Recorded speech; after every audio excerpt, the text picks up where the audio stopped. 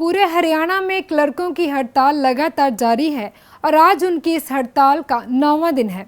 यमुनानगर में हड़ताल पर बैठे इन क्लर्कों का कहना है कि अगर सरकार उनकी एक मांग मान लेती है तो वह सरकार की 100 मांगें पूरी करेंगे।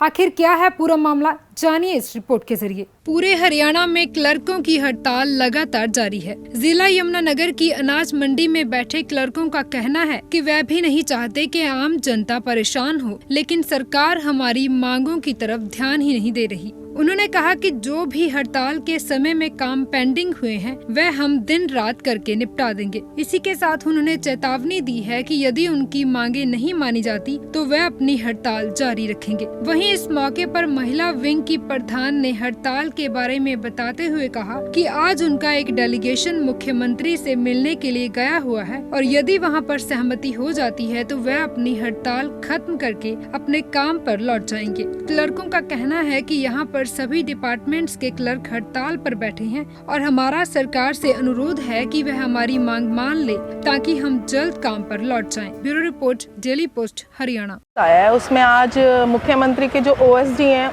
उनसे मिलने का टाइम दिया गया है। आज हमारे जो मुख्य नेता हैं विक्रांत तंवर जी, वो उनसे मिलने जा रहे हैं। उसके बाद ही आगे का जो फर्दर सूत्र होगा वो उन्हीं के द्वारा तय किया जाएगा। रही बात मांगे मानने की, सर मैं एक पीछे की तरफ आपका ध्यान डालना चाहूँगी। ये हमारा एक पोस्टर दिया गया हुआ है, हमने बनाया है कि 1957 से लेके 2016 तक किस पोस्ट के कितने जो बेसिक पे था इंक्रीज़ हुआ, जिसमें क्लरिकल जो कि किसी भी दफ्तर का नींव होती है सर, जहाँ से सारा का सारा काम चलता है, कि हम जो क्लरिकल हैं वो सबसे ज़्यादा डाउन पे हैं। और सर ऐसा नहीं है कि मांगे नहीं मानी जाएंगी। एक मांग है, जायज़ मांग है।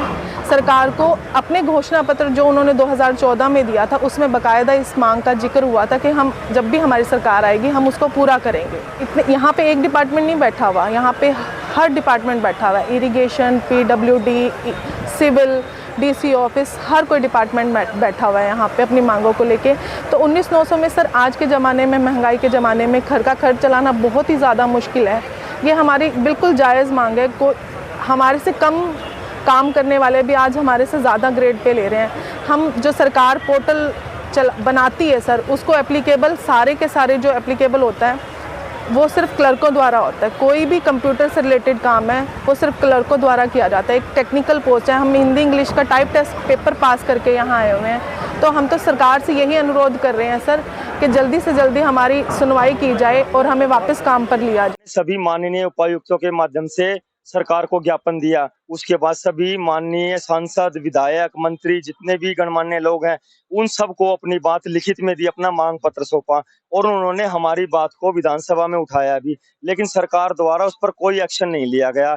मजबूर होकर मजबूरी में 18 जून को हमें प्रदेश स्तर की हड़ताल करनी पड़ी। वो हड़ताल भी हमने छुट्टी वाले दिन पर करी थी ताकि आम जन की व्यवस्था खराब ना हो। और वहां से हमें माननीय मेयर ने रिटर्न में दिया कि 4 तारीख तक मुख्यमंत्री महोदय से आपकी बातचीत करवाकर आपकी समस्या का समाधान करवा दिया जाएगा।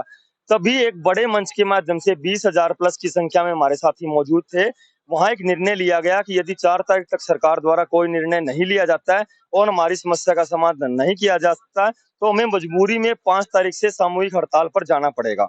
वहीं से हमने अल्टीमेटम सरकार को दे दिया था, लेकिन निर्धारित समय बीत जाने के बाद भी सरकार की तरफ से कोई बातचीत का न्योता, कोई आश्वासन या किसी भी तरह की कोई बात हमारे तक आई ही नहीं। तो हमें मजबूरी में 5 तारीख को सभी लघु सचिवालय में जिला स्तर पर यहाँ बैठना पड़ा, जिसकी जिम्मेवारी पूर्ण रूप से सरकार की है, क्योंकि सरकार ने खुद लिखित में दिया था कि 15 दिन में हम आपकी समस्याओं का समाधान कर देंगे, लेकिन किसी भी तरह का समाधान नहीं किया। तो एक मजबूर व्यक्ति क्या करेगा? देखो, संवैधानिक तरीके हमने सारे अपना लिए, सभी तरह के मांग पत्र दे लिए, ज्ञापन दे लिए, एक दिन की हमने हड़ताल भी कर ली, रोष प्रदर्शन भी कर लिया, लेकिन सरकार की तरफ से कोई निमंत्रण आया ही नहीं। तो देखो, हर किसी को अपना हक लेने का हक है। ये एक संवैधानिक देश है, संविधान के अनुसार काम होता है जी। यहाँ किसी की कोई मनोपली नहीं है। जिसका जो हक है संविधान के अनुसार है वो मिलेगा, यही लोकतंत्र कहता है जी। और वही हक लेने के लिए हम यहाँ पे बैठे हैं।